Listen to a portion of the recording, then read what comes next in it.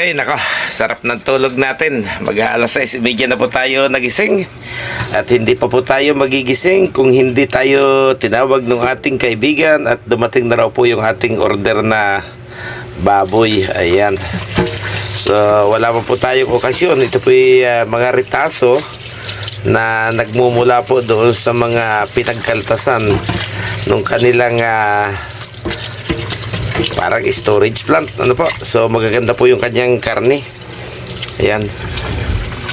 So lilinisin po natin at ihihiwa-hiwalay na po natin. So ito, gagawin po natin itong marinated. Gawin natin parang timplang steak. At ito naman, so pwedeng panghalo-halo sa gulay or panlaga dahil napakagaganda po nung laman, oh. Yan, so hihiwa-hiwalay na po natin. Halagang 360. Ayan, so lilinisin lang po natin. At pagkatapos ay ilalagay po natin sa kanya-kanyang container para hindi magbasa-basa ng hindi magtumulo doon sa ating freezer, mga kabiyahero. So ito po, hiniwa-hiwa ko na dahil medyo napakalalaki po ng hiwa. So ganito po natin hiniwa. Kaya lang, hindi naman pwedeng araw-araw ito yung iuulam natin kahit may napupunan tayo ng mura. Baka tayo mapadali ang buhay, mga kabiyahero.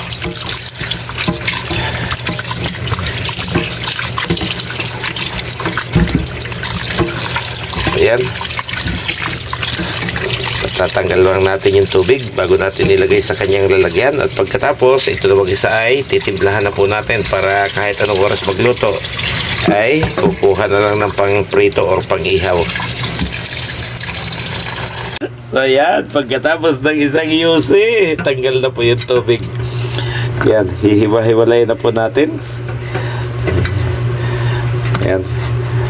Ilalagay po natin sa magkaibang lalagyan para kahit tumigas po sa freezer, bawat lalagyan po ay isang luto, mga kabiyahero.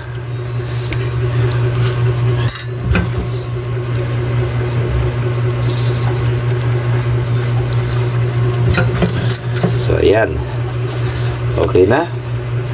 Pantayin po natin para patas ang dami. Halos 3 tao lang naman po kaming kumakain dito dahil si Kevin po ay nasa kanyang trabaho at madalang pong umuwi. Ayan. So ito nang isa ang ating isusunod. Yan naman po ang ating marinade. Pagasan lang po muna natin mabuti bago po natin i-marinade.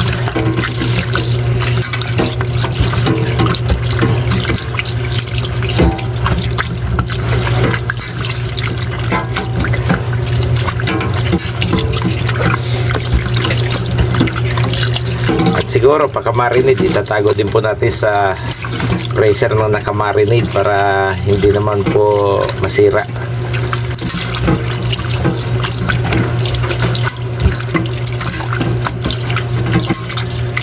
So napakaganda po ng quality ng karne, oh. Pati yung pagkahiwa.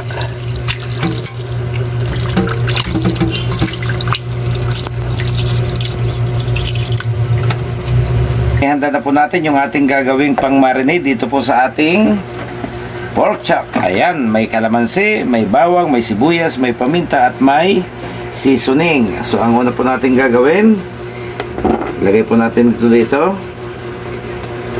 Ayan. Ilagay po natin yung ating paminta powder. Ayan, 2 paminta powder po. Ayan. Pagkatapos, pigaan po natin ang kalamansi.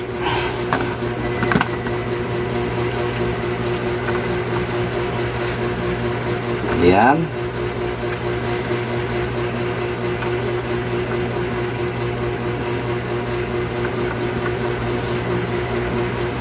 Pwede rin po kayong magdagdag ng kaunting asukal kung gusto po ninyo medyo may tamis. Pero hindi po natin paborito sa karne yung may tamis, kaya ito lang po yung ating gagamitin. Ayan. At para mabango po siya, dahil hindi naman po natin kayang iluto kaagad, pwede po natin samahan ng balat ng kalamansi. Ayun. Huwag na lang po natin isasama sa pagluto para hindi ho pumait. So, lalagyan po natin ng soy sauce.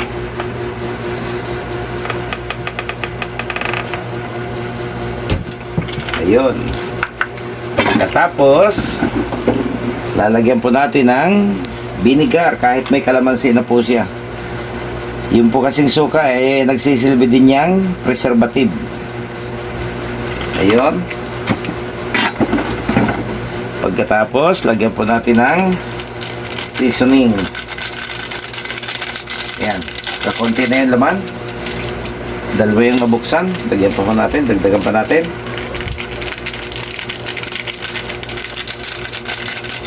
Ayun. Haluin. Mikos-mikos. Kamayin na po natin. Pagkatapos, ilagay na po natin yung ating pork chop. Ayan.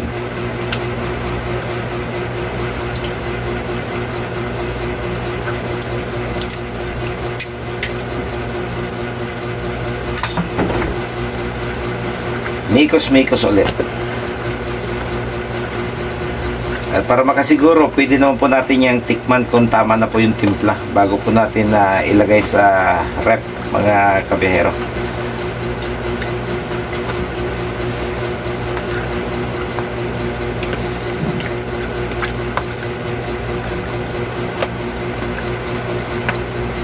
So yan na po yung kanyang resulta.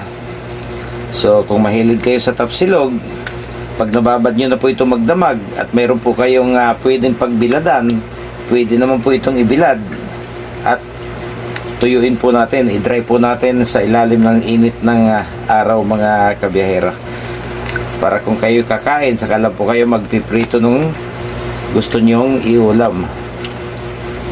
Ayun. So okay na po. Maraming salamat.